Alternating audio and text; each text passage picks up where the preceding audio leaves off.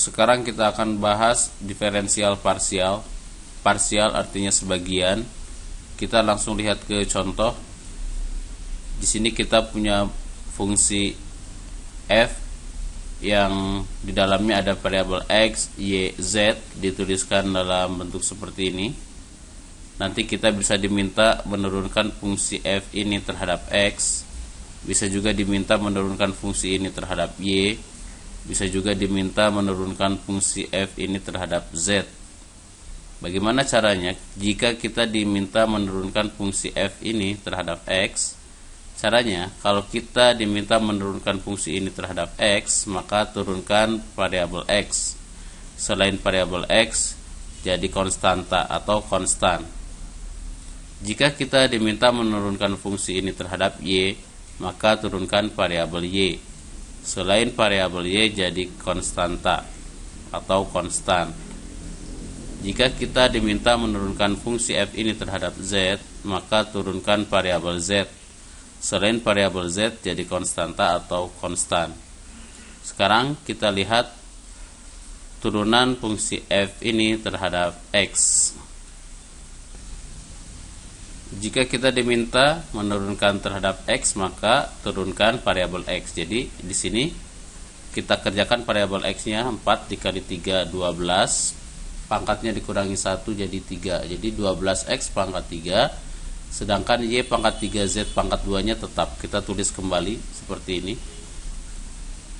Yang berikutnya sama juga, kita masih diminta menurunkan terhadap x, jadi 4 kali 3 atau 3 kali 4 dapat 12, pangkatnya dikurangi 1 jadi 12x pangkat 2. Yang y pangkat 2z-nya ini konstan. Yang ini sama juga, 2 dikali 5 10, x pangkat 1, ya angka 1 tidak perlu ditulis. Y z pangkat 2 nya tetap. Yang ini 2 kali 3 6, pangkatnya dikurangi 1 jadi 6x pangkat 2, y pangkat 4 nya tetap. Ini 2 kali 3 6, x nya pangkat 1, z pangkat 3 tetap.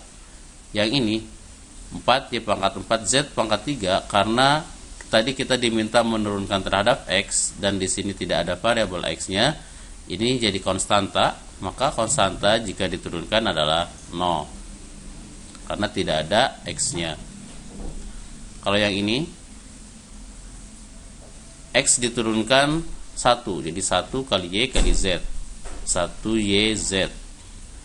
5x pangkat 3, 3 kali 5 15x pangkat 2. Yang ini 4 kali 3 12, x pangkat 3, y pangkat 3 nya tetap 75. Karena tidak ada variabel x nya berarti konstanta, maka diturunkan adalah 0.